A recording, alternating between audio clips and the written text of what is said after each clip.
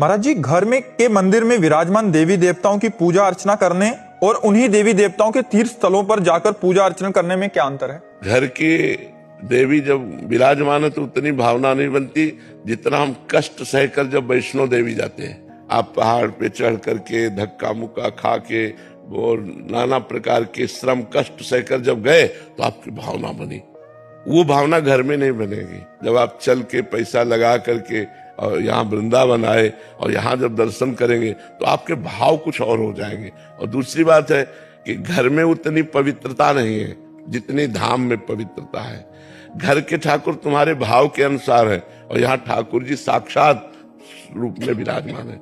बिहारी जी कोई मूर्तिकार की रचना नहीं, स्वयं प्रकट ठाकुर विराजमान है। तो कई कारण होते हैं जिससे हमको जाना चाहिए और दर्शन करने चाहिए। पहला कारण होता है कि हमारे शरीर के पाप नष्ट होते हैं क्योंकि हमें कष्ट मिलता है, तप होता है हमारे द्वारा पवित्र। दूसरी, धाम आदि का वातावरण अलग है। आप अपने घर का वातावरण देखिए और हरिद्वार जाइए, वहां का वातावरण देखिए, वृंदावन का वातावरण देखिए, काशी का वातावरण देखिए।